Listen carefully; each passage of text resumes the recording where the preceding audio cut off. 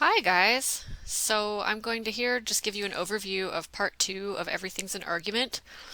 If these videos have started sounding a little weird, or if the video last week sounded a little weird, I've started recording in my office at work with a headset instead of on my home laptop without a headset, and I just feel all whacked out and crazy and I can't get used to it. So if it sounds strange to you, I apologize. Maybe the sound quality's better. I don't know. Anyway, let's get started. I'll just run you through the part two of Everything's an Argument, which you read for this week. So the purpose of this chapter for our class, the reason I'm having you read it, is that it introduces you to various types of arguments and some gives you some basic information about argumentative structure. You know what an argument is now. We've talked about it for a while in the class now, so you get that an argument is a perspective. You're trying to convince somebody of your perspective. So it's not a fight between two people necessarily. It's a person's perspective, and it usually involves some kind of a claim plus support. So this chapter hopefully will give you some tools to use in understanding the arguments you'll encounter in this class, in other classes in college and beyond. I hope it gives you some vocabulary to use when discussing and critiquing the arguments of others in this class, which we already have begun to do with your first essay and which we'll continue to do in essays 2 and 3. And then I also hope that this chapter will give you a sense of the type of arguments that you might encounter in or be asked to write in college classes. So we'll talk in more specific detail about the types of arguments I'll be asking you to write this quarter and what to call them, basically. So chapter 7 begins with an overview, a brief overview of inductive and deductive reasoning, which are just two different ways to arrive at a conclusion. So if you use inductive reasoning, you're gathering evidence and then forming a conclusion. For instance, you're trying to figure out whether cats are nice or mean. And so you meet a bunch of different cats and they all seem pretty nice, although they bite sometimes, and so you decide, hey, they're kinda nice, but not completely nice. They're like quasi-nice. Anyway, that's inductive reasoning. I mean, you'll probably be using it for a purpose different than whether cats are nice, but it's an example that popped into my head. Deductive reasoning is different. So if you're using deductive reasoning, you are reaching a conclusion by going through presenting a series of premises, and then the logical conclusion that follows from those premises is your conclusion. So deductive reasoning is used in situations where you want to use logic to prove something instead of using science to prove something, basically. So if you know that, for instance, all cats are mortal, because you've never known a cat who's lived forever, and you have a cat named Fluffy, you want to figure out whether Fluffy's going to die someday, and you reason to the conclusion that she will die someday because if all cats are mortal and if Fluffy is a cat, Fluffy is then someday going to die. So you've reached a conclusion that you couldn't observe without like killing her or waiting for her to die, which you probably don't want to do. This has taken a turn for the morbid. Anyway, onward. So arguments can be structured inductively or deductively. If you're using an inductive structure in an essay, your introduction ends with a question or topic to be explored rather than a thesis statement. So you're not beginning by saying, I want to prove X, Y, or Z. You're beginning by saying, hey, I want to investigate this topic, basically. And then you present a bunch of evidence and information, and then at the end of your essay, your thesis statement appears in the conclusion. If you're using the deductive essay structure, which you've probably used in classes before and which you'll be using in this class, have used in this class, your introduction ends with a thesis statement that is the point that you want to prove in the essay, and then the rest of your essay provides support and reasoning for that thesis statement. And then you usually circle back to the thesis statement in the conclusion, maybe not word for word, but you would like touch on this again and basically say like, ha, I've proven this now, except maybe in a nicer way. So neither inductive reasoning or deductive reasoning, the inductive essay structure or the deductive essay structure, is correct or right or wrong. Which one you use just sort of depends on the situation, it depends on your point, it depends on the discipline that you're writing in. So for instance, if you're taking a class that is in the sciences, probably you'll be using the inductive structure to write an article or an essay. You'll be presenting a bunch of data and then drawing a conclusion from it. And if you're writing in the humanities, like in an English class, for instance, often you'll be presenting the point that you want to prove about like a literary text, perhaps, and then supporting that point with quotes from the literary text or research you've done or whatever. So that's the beginning of chapter 7. Then the next part of chapter 7 is just a whole bunch of different types of argumentation. Well, not a whole bunch, like 3 or 4. So you're first introduced to classical oration, classical argumentation. I'm not going to necessarily summarize this for you because you can read about it yourself, and I don't think it's terribly hard to understand. Rogerian and invitational arguments are covered as well. And then after this, the Tolman argument is covered. And this is very common in academic writing. So typically the Tolman argument is taught in composition classes, in writing classes. It's the type of argument that you'll be using in this class when you write an essay. So you've used it already, you just maybe didn't know what to call it.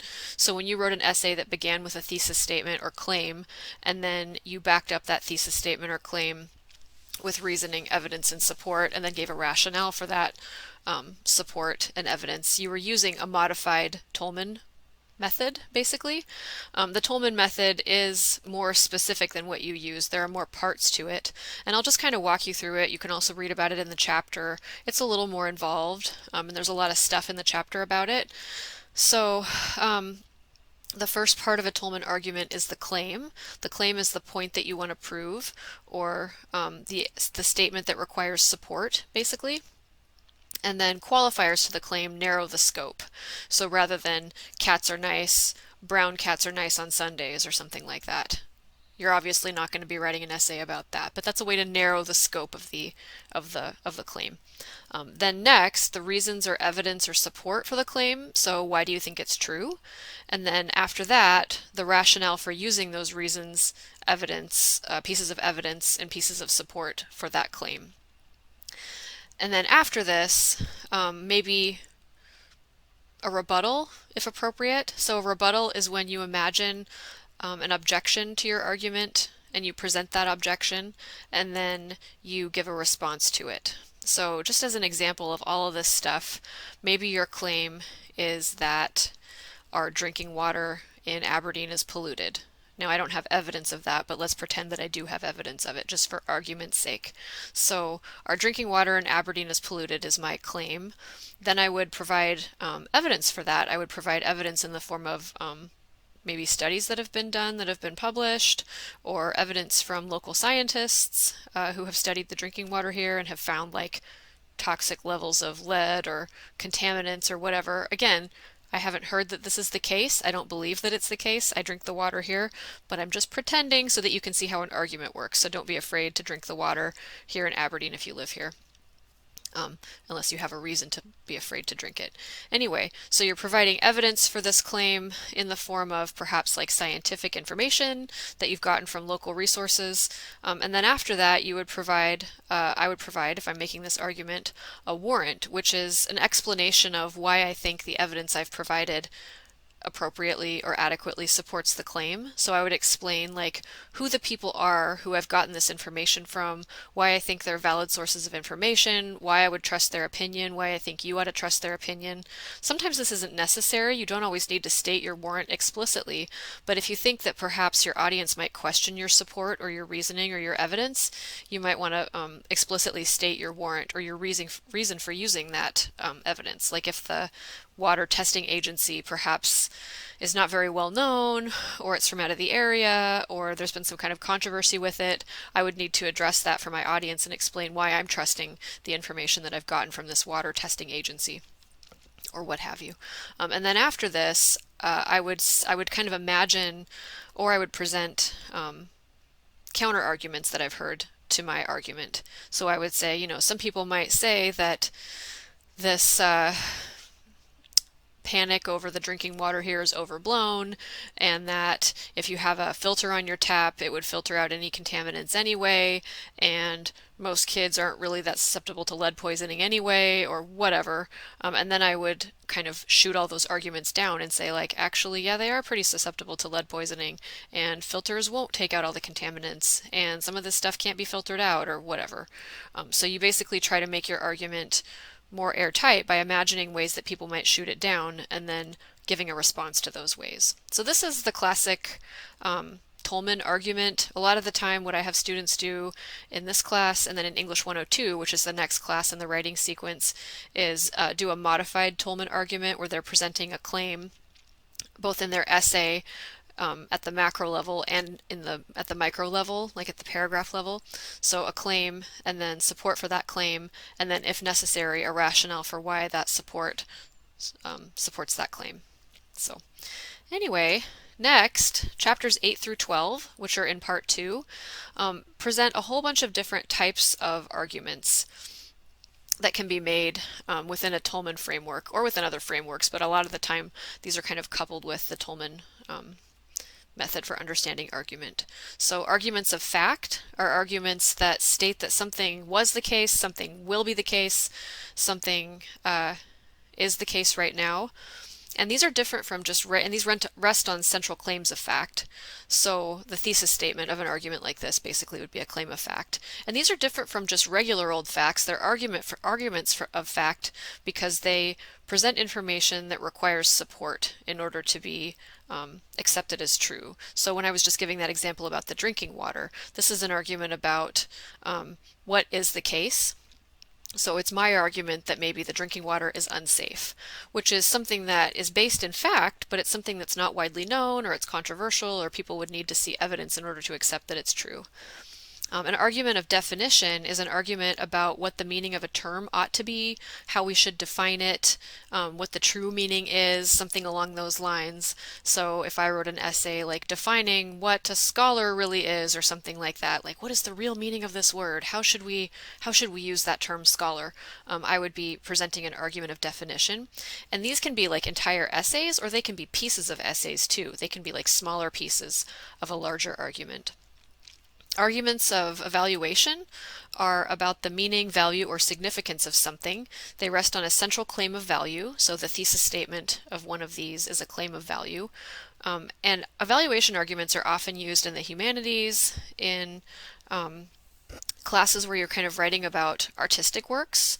I'm thinking of this because I teach English, and so I also teach classes that analyze and examine literature and literary works. And so almost all of the essays that I would teach in a literature class, or that I would have students write in a literature class, would be evaluation arguments. So they would be about, the meaning or the significance of The Handmaid's Tale, or whatever. I teach that book in a class. So when my students write about that book and express what they think the most important thing about it is, they're writing an evaluation argument. Causal arguments, don't misread that as casual arguments. I've had students make this mistake before. Causal arguments are arguments linking a cause to an effect, or linking an effect to a cause. So they're saying this caused this, or this is the effect of that. In causal arguments, you've got to be really careful of the post hoc fallacy. I know we haven't covered this in the class yet necessarily in detail, but the post hoc fallacy is a flaw in thinking or reasoning that falsely or hastily attributes a cause to an effect or an effect to a cause when there's really not a causal relationship that we can prove. There's just kind of a correlative relationship there. So if you've ever heard that phrase, correlation is not causation, or correlation is not causality, that's what this fallacy is about. So for example, if every morning for breakfast this week I had a banana, and by the end of the week I started to notice that I was tripping more and getting more clumsy, I might kind of jump to a conclusion and say, oh my gosh, bananas cause clumsiness, this is terrible, I need to be more careful about eating bananas, or something silly like that. And really it could be that there's some kind of other thing going on there, like it's getting to be the end of the week, I'm getting more tired, I'm getting less sleep, my kid's been waking me up at night because he's sick, it's not really about the bananas or whatever. So just be careful of really finding evidence that a cause is linked to an effect, or an effect is linked to a cause, before making an argument like this, because it's really easy to kind of screw this up. Proposal arguments are arguments that say, hey, we should take a specific course of action. I think you guys should take this course of action.